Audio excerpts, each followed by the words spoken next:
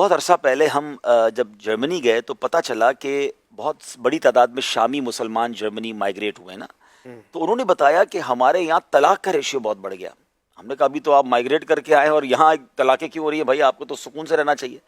تو انہوں نے ایک بڑی عجیب بات بتائی جو پہلی بار میں نے غور کیا. انہوں نے کہا کہ ہم سب کو ایک کمرہ دیا ہوا ہے، یعنی میاں بیوی بچے سب ہم ایک ہی کمرے میں رہتے ہیں.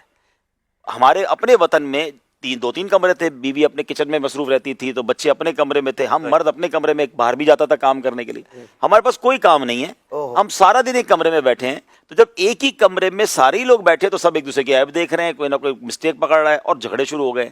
اور اس جھگڑوں کی وجہ سے طلاقیں ہونا شروع ہو گئی. میں نے سوچا کہ یار یہ جو ہمارا گھر سے مرد کا باہر نکلنا، عورت کا اپنے کام میں مصروف ہونا، بچوں کا مدرسے اسکول جانا، ان کا روم تھوڑا سا الگ، یعنی یہ سب چیزیں بھی نعمت ہیں.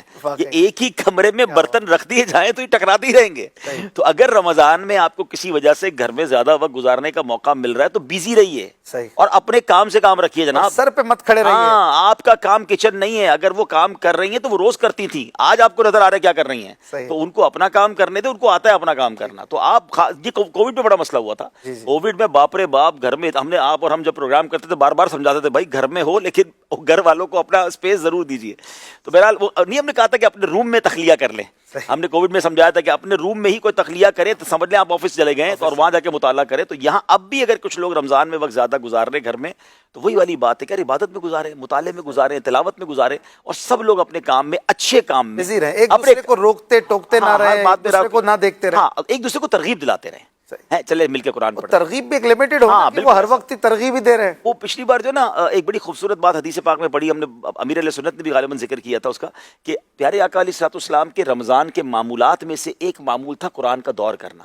جبریل امین آتے تھے اور پیارے آقا ان کے ساتھ قرآن کا دور کرتے تھے. ہم نارملی خود تلاوت کرتے ہیں، اگر سنت کی نیت سے گھر کے دو افراد مل کر ایک دوسرے کو قرآن سنائیں، یہ نیت ہو کہ دور ہو رہا ہے. ویسے تو حافظ قرآن کرتے ہیں، اب چلے اگر حافظ نہیں ہے تو چلے میں آپ کو سورہ یاسین سناتا ہوں، آپ مجھے سورہ ملک سنا دیں. تو میاں بیوی بھی یہ کر سکتے ہیں، بھائی بہن بھی کر، پردے کے جو بھی معاملات اس کو دیکھ کر، یا دونوں بھائی باپ بیٹا، تو ایک کتنا پیارا ماحول بنے گا کہ دوسرے کو قرآن سنایا جا رہا ہے. تو یہ اس طرح کی کوئی مصروفیت گھر میں ہو کہ ہمارے گھر سے قرآن کی صدائیں آئیں، ہمارے گھر سے نمازوں کی کیفیت بن رہی ہو، تو اس طرح بیزی رہنا.